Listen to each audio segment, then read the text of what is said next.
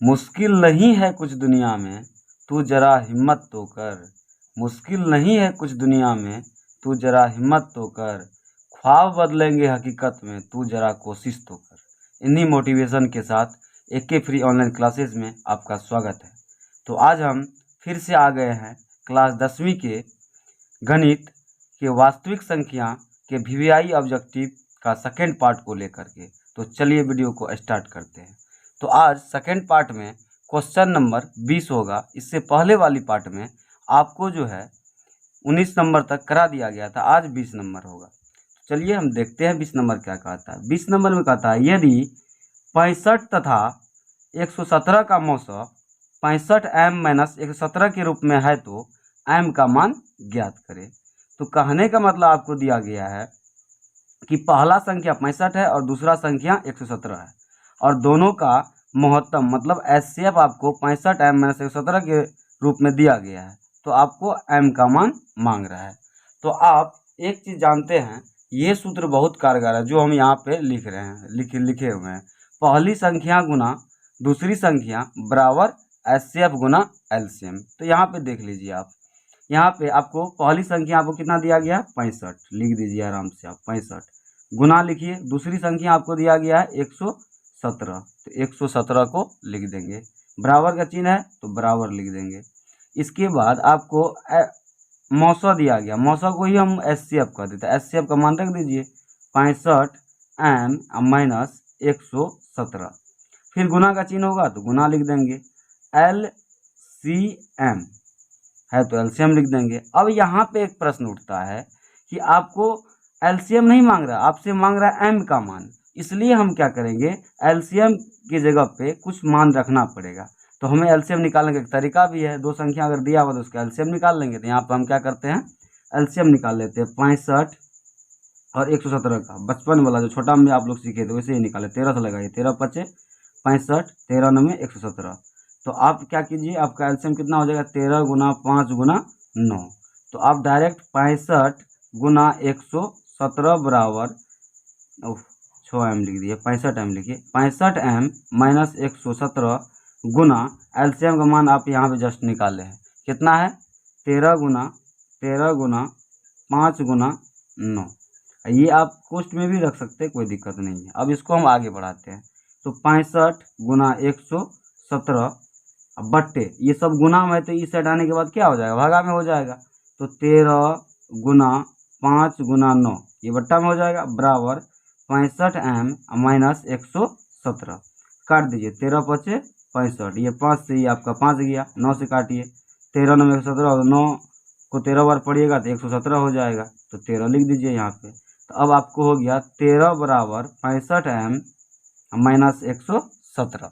अब यहाँ पे हम क्या करेंगे, 13 -117 इस साइड में है, इस साइड क्या हो जाएगा प्लस 117 हो जाएगा, बराबर 65m। तो 117 और 13 हो जाएगा 130, जोड़ लीजिए 130 हो जाएगा, बराबर 65m। अब हम क्या करेंगे, 130 और 65 गुना में 63 भागा में हो जाएगा, तो 65 भागा में कर देंगे, बराबर m। अब इसको काट दीजिए और आपका यही आंसर निकल गया। m का मान ही मांग रहा है, तो काटिए इसको। काटने के बाद क्या होगा, 13 से काटिए, 13 × 5 = 65 और 13 × 2 = 130, 5 × 2 = 10। तो आप देख सकते हैं 2 आया, तो 2 बराबर m, तो m बराबर क्या हो जाएगा 2। अब देखिए तो ऑप्शन में आप कहीं पे है, 20 नंबर का ऑप्शन बी में है आपको 2 आपका m का मान निकल गया। तो आई होप आपको ये समझ में आ गया। अब नेक्स्ट क्वेश्चन पे हम चलते हैं। नेक्स्ट क्वेश्चन में आपको दिया गया है, नेक्स्ट क्वेश्चन में है 21 नंबर में 2, 10 और 20 के लौसो और मौसो का अनुपात। मतलब 2 दिया गया है आपको 21 नंबर में, 2 दिया गया है, 10 दिया गया और 20 दिया गया। इसका आपको कहता है लौसो और मौसो का अनुपात, मतलब एलसीएम और एचसीएफ का अनुपात। तो 2 को जब तोड़िएगा तो 2 का 2 ही रहेगा, 10 को तोड़िएगा 2 × 5 रहेगा और 20 को तोड़िएगा तो 2 पे स्क्वायर, 2 दूनी 4 और 5 20। तो एचसीएफ निकालने के लिए आपको बताए थे बेसिक वाला क्लास में कि जो सब में आता है और कम पावर वाला होता है। देखिए 2 इसमें भी आ रहा है, दूसरा में भी आ रहा है, तीसरा में भी आ रहा है, और कम पावर वाला क्या है, 2 पे पावर कुछ नहीं तो 1 वाला है। तो आप लिख सकते हैं 2। इसके बाद देखिए और ऐसा कोई चीज़ है जो सब में आता है। देखिए 5 दो संख्या में आता है लेकिन तीसरी में नहीं आता, इसलिए आपका एचसीएफ कितना हो जाएगा 2 ही हो जाएगा। जो सब में आता है वही केवल लिखते हैं, और वो भी कम पावर वाला लिखते हैं एचसीएफ के लिए। इसके बाद एलसीएम निकाल लेते हैं। तो एलसीएम निकालने के लिए हम क्या करें, जो सब में आता है और अधिक पावर, 2 इसमें भी आ रहा है, इसमें भी आ रहा है और इसमें भी आ रहा है, अधिक पावर वाला 2 पे पावर 2 है, गुना 5। देखिए 5 इसमें आता है, दूसरा में आता है, तीसरा में आता है और पहला वाला में नहीं आता है। तो इसमें एचसीएफ का रूल है, जो सब में आता है, जो सब में आता है तो उसकी अधिक पावर वाला लिखते हैं, जो सब में नहीं भी आता उसको भी हम क्या कर लेते हैं, गुना करके लिख देते हैं। तो इसलिए आपको क्या हो जाएगा यहाँ पे 5। अब कहिएगा 5 क्यों होगा, क्योंकि 5 की पावर अधिक से अधिक कितना है, एक ही है, तो 5 लिख देंगे। अब 2 का स्क्वायर कीजिएगा तो 4 होगा, और गुना 5 तो हो गया 20। तो आपका एचसीएफ हो गया 2 और एलसीएम हो गया 20। तो आपसे मांग क्या रहा है कि लॉसो और मौसो, मतलब एलसीएम बट्टे आपसे मांग रहा है एचसीएफ। तो आप देख रहे एलसीएम का मान आपका कितना हो गया 20, और एचसीएफ का मान 2 से काटिए 10, ये हो जाएगा 10:1। देखिए तो ऑप्शन नंबर बी। अब इसके बाद आपको अगला प्रश्न में है, अगला प्रश्न 22 नंबर में कहता है कि सबसे छोटी, क्या कहता है, सबसे छोटी भाज्य संख्या और छोटी अभाज्य संख्या का मौसा कितना होगा। तो सबसे छोटी आपको हम बताए थे, सबसे छोटी भाज्य संख्या जो होता है ना, आपको सबसे छोटी भाज्य संख्या, तो क्या होता है, सबसे छोटी भाज्य संख्या 4 होता है, आपको लिखाया गया है बेसिक वाला क्लास में। और सबसे छोटी अभाज्य संख्या आपको होता है 2। अभाज्य संख्या में आपको आ जाता है 2। थोड़ा क्लियर करके नहीं लिख रहे, आप समझ सकते हैं। सबसे छोटी भाज्य संख्या 4, सबसे छोटी अभाज्य संख्या 2। तो दोनों का क्या कहता है, मौसा। 2 और 4 का मौसा कितना निकालिएगा, दोनों में क्या कॉमन है, 2 में भी आता है और 4 में भी 2 आता है, इसलिए आपका एचसीएफ कितना हो जाएगा, डायरेक्ट शॉर्टकट में आप निकाल दीजिए, आपका हो जाएगा 2। तो मौसा देखिए आपको ऑप्शन नंबर आपको हो जाएगा बी, सबका बी ही हो रहा है। चलिए कोई बात नहीं, जो आंसर में होगा वही ना होगा। चलिए अगला चलते हैं हम 23 नंबर। 23 नंबर में आपको कहता है 2 लगातार संख्याओं का मौसा ज्ञात करें। क्या कहता है, 2 लगातार संख्याओं का मौसा ज्ञात करें।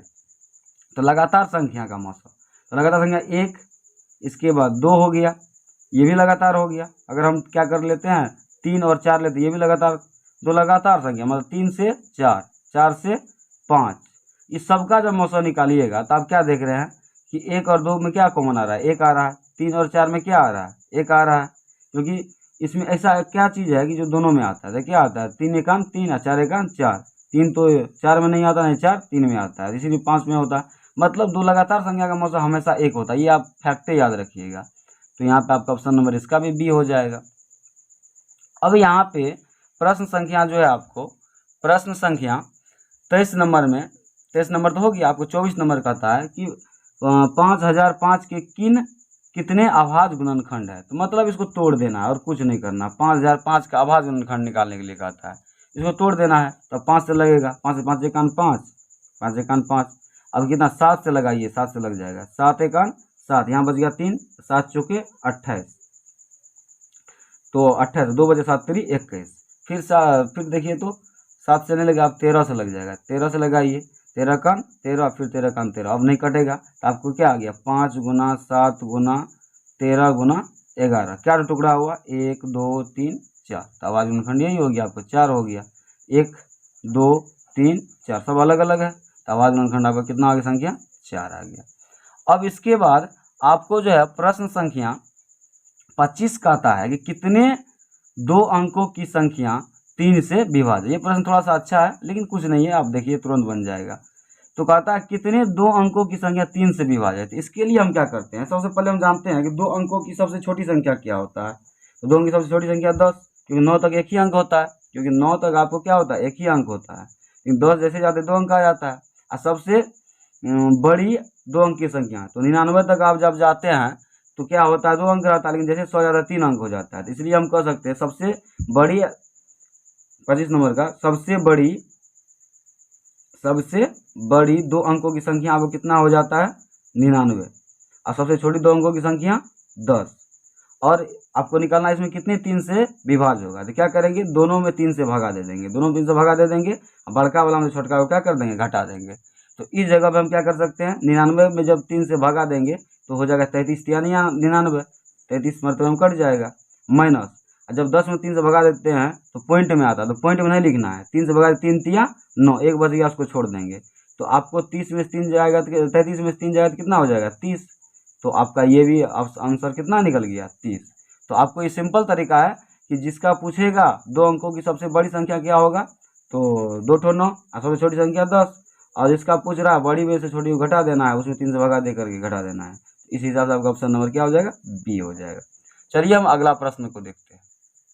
तो आपको जो है 26 नंबर प्रश्न कहता है कि दो संख्याओं का गुणनफल 8670 है और उनका मौसा 17 है, तो उसका लौसा ज्ञात करें। ये तो महा सिंपल है। तो चलिए यहाँ पे देखते हैं। ये सूत्र तो आप जानबे करते हैं। ये सूत्र पहली संख्या गुना दूसरी संख्या बराबर एचसीएफ गुना एलसीएम। ये सूत्र जानते हैं आप। तो सिंपल से आप देखिए, दो संख्याओं का गुणनफल मतलब पहली संख्या गुना दूसरी संख्या आपको दिया गया है। तो 26 नंबर हम बनाते हैं। 26 नंबर में कैसे बनाएंगे, पहली संख्या गुना दूसरी संख्या का मतलब ये होता है दो संख्याओं का गुणनफल।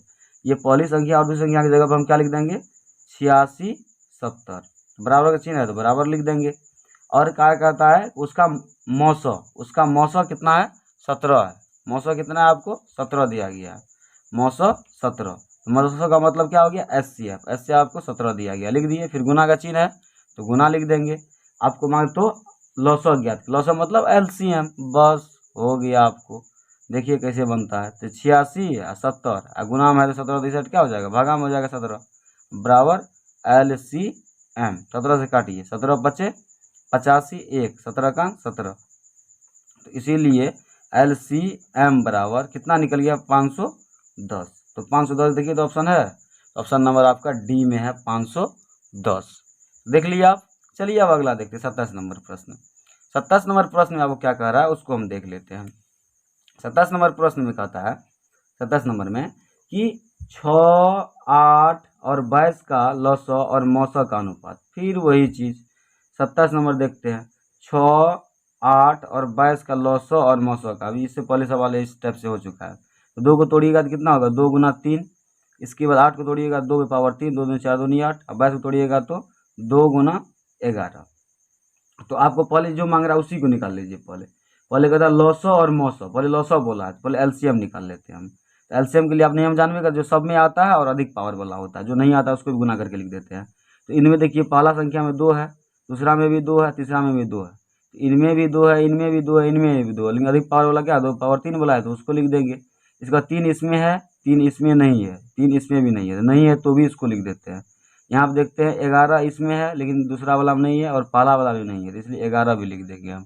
और सब गुना कर देंगे, 2 दूनी 4 दूनी 8, 2 पावर 3 8 हो गया, गुना 3 और गुना 11। तो 8 3 24, 24 को 11 से गुना कीजिए, 24 को 11 से गुना कीजिएगा तो 4 6 2 264 आ जाएगा, 264। अब निकालिए इसका एचसीएफ। जब आप इसका एचसीएफ निकालिएगा तो क्या होता है देख लेते हैं।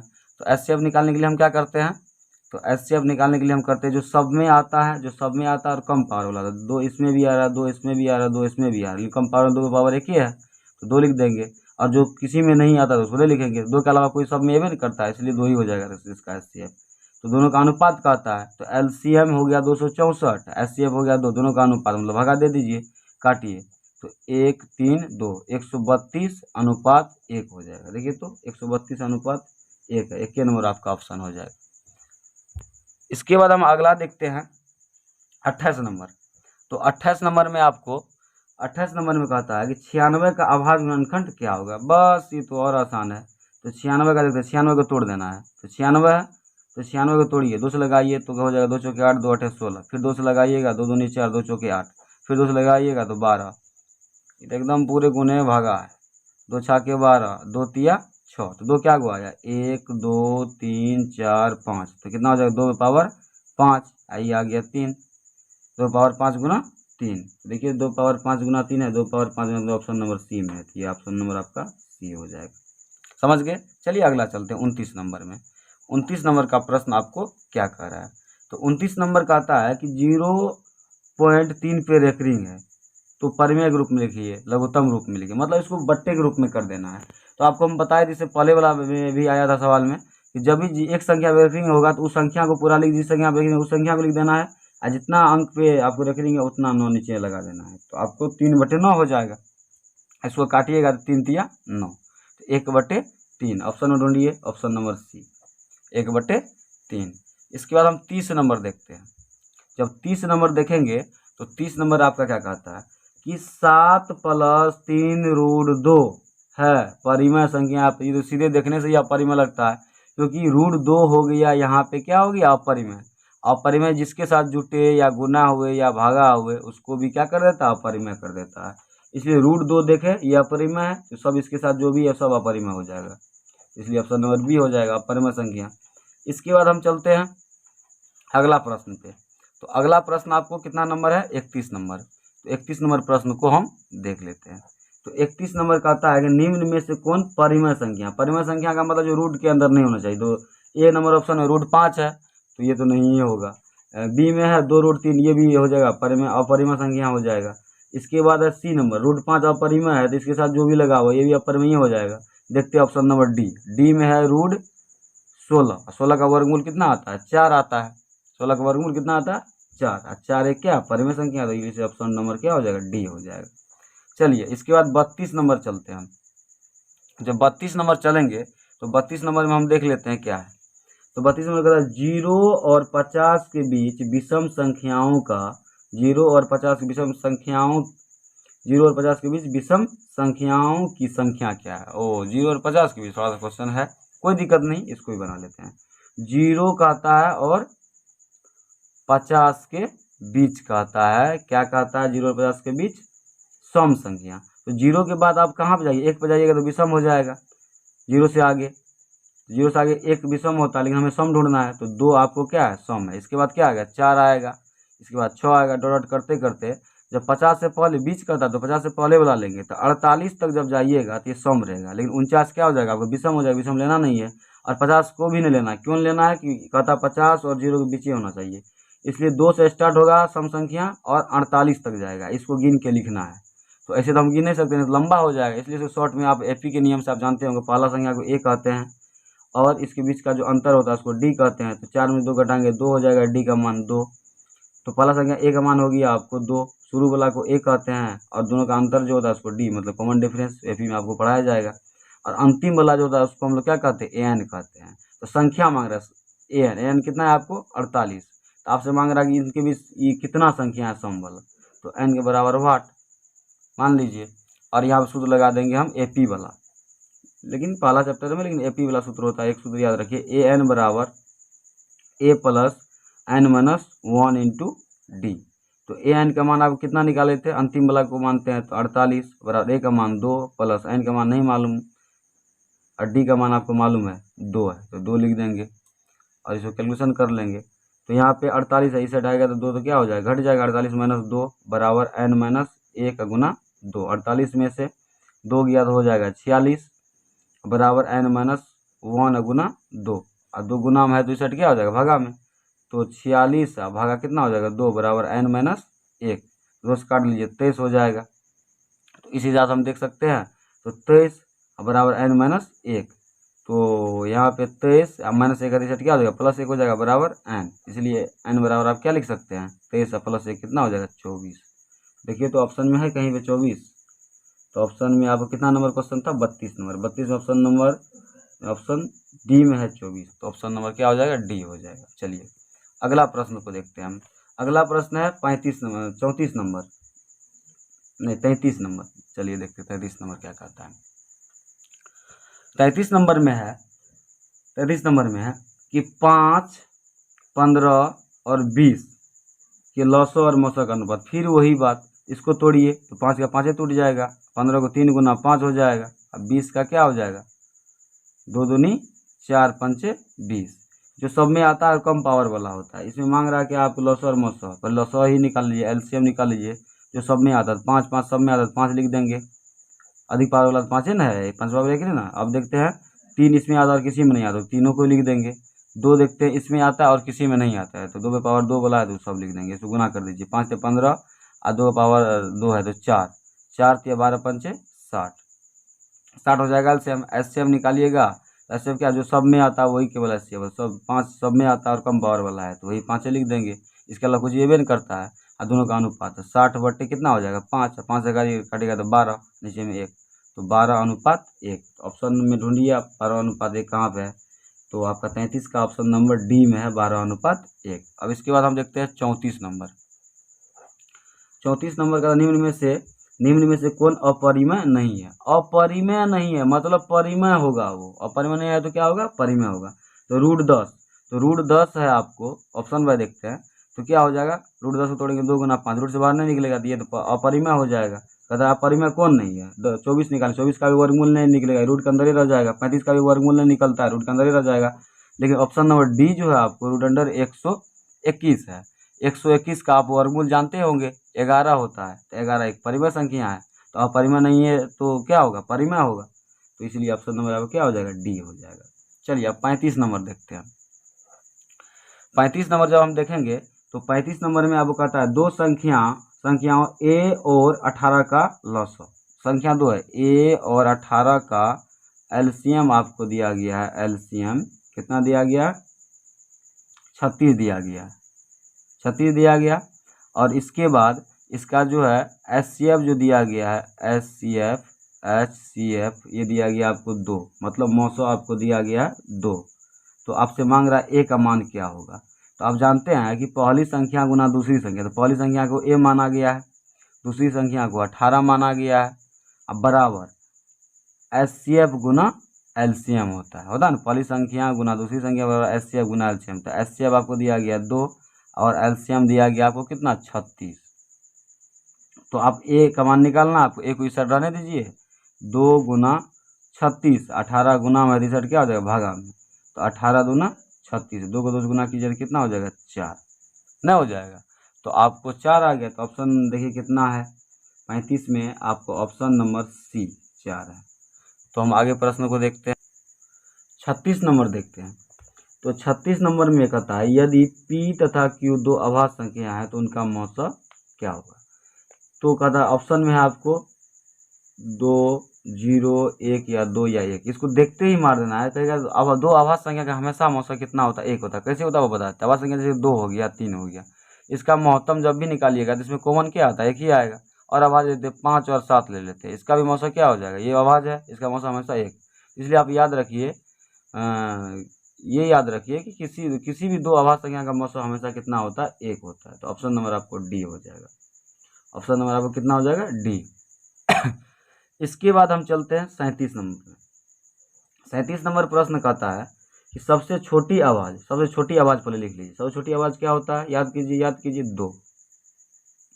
ऐसे सबसे छोटी भाज क्या होता है 4। सबसे छोटी आवाज 2 और सबसे छोटी भाज्य 4 होता है। आपको पहले वाला पढ़ाने वाला में आपको पार्ट 0 में बता दिया गया था। और उसे याद रखिए, सबसे छोटी आवाज 2 होता है, सबसे छोटी भाज्य 4 होता है। तो दोनों का भाज्य संख्या का गुणनफल, दोनों गुना कर दीजिएगा तो 8 हो जाएगा। तो ऑप्शन नंबर सी हो जाएगा आपको। इसके बाद 38 नंबर चलते हैं। 38 नंबर क्या कहता है, 38 नंबर में आपको क्या कह रहा है ध्यान दीजिए। 38 नंबर में कहता है निम्न में कौन सी अभाज्य संख्या, अभाज्य संख्या का मतलब जो 1 से कटे और संग से। 29 देखिए 1 से कटता है और अपने आप से कटता है, इसके अलावा किसी भी संख्या से नहीं कटेगा। कोई भी 2 कान 4 कान 5 कान जो भी होता लगता है किसी से नहीं, 1 और 29 के अलावा नहीं। तो आपको ऑप्शन नंबर यही सही हो जाएगा। तो आपको ऑप्शन नंबर अगला देखने की जरूरत भी नहीं, लेकिन फिर भी देख लीजिए। 25 देखिए 1 और 25 के अलावा 5 से भी कट जाता है। 16 देखिए 1 और 16 के अलावा 4 से भी कट जाता है। 15 देखिए 1 और 15 के अलावा 3 से भी कट जाता है। इसलिए ये सम क्या है भाज्य है, यही एक तो अभाज्य है। अब इसके बाद यहाँ पे आता है 39 नंबर। तो 39 नंबर भी आपको देखते ही मारने वाला है। तो जब भी आपको 3.27 पर रेकरिंग, तो रेकरिंग वाला हमेशा जो होता है ना, ये आपको क्या होता है एक परिमेय संख्या ही होता है, क्योंकि इसको P बाय Q के रूप में आप व्यक्त करने नम्मा में सीखे होंगे या 10वां में भी आपको चैप्टर बाय चैप्टर में सिखाया गया है। इसलिए रेकरिंग वाला जब भी आए आपको, तो आपको हमेशा मार देना है एक परिमेय संख्या। तो आपको क्या हो जाएगा परिमेय संख्या। इसके बाद हम देखते हैं 40 नंबर। 40 नंबर में क्या कहता है कि किसी पूर्णांक m के लिए सम संख्या का रूप होगा। पूर्णांक संख्या मतलब -1 -2 है कि नहीं, 0 भी है पूर्णांक में, 1 2 3 4। तो आपको इसको ऑप्शन के द्वारा ही बनाया जाएगा। जैसे कि ऑप्शन नंबर ए में आपको दिया गया है, वो भी कहता सम के रूप का होगा, सम संख्या आना चाहिए सभी मान सम रखेंगे तो उसमें ऑप्शन में। तो ऑप्शन नंबर ए में आपको दिया गया m+2 दिया गया, इसमें मान रखिए एक बार -1 रख दीजिए, -1 का +2 रखते हैं तो कितना हो जाता है, 1 हो जाता है।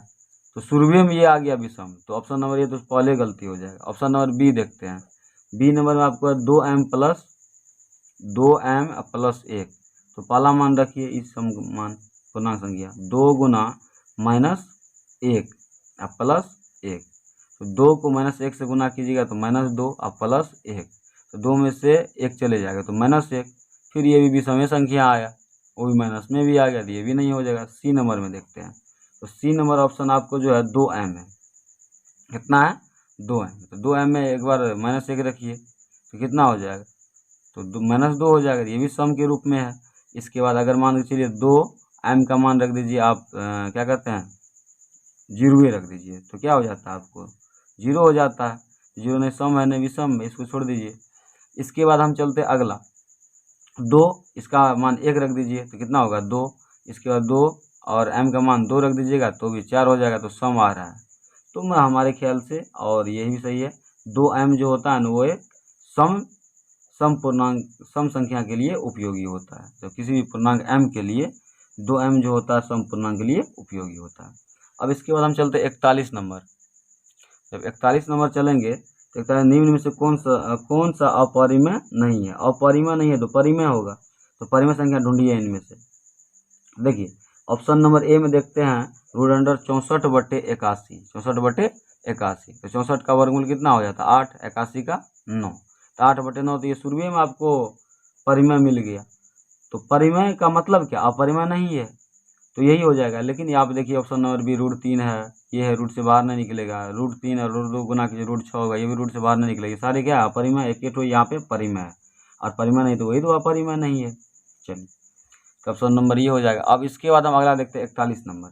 निम्नलिखित में किसका दशमलव प्रतिशत शांत होगा, तो शांत के लिए हम क्या ढूंढते हैं, उसके हर ऑप्शन में जाएंगे और उसके हर में जब 2 रहेगा अकेले या 5 रहेगा अकेले या 2, 5, 7 में रहेगा, इसके अलावा कोई भी संख्या आ गया तो वो क्या हो जाएगा अशांत हो जाएगा। तो शांत के लिए 2 और 5 केवल उपयोगी है।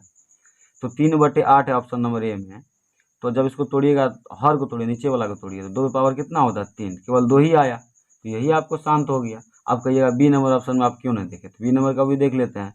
2/15, तो 2/3 गुना 5, तो 5 तो है लेकिन इनमें क्या आ गया आपको 3 आ गया, इसलिए ये अशांत हो जाएगा, शांत नहीं होगा, तो ऑप्शन नंबर आपका यही सही होगा।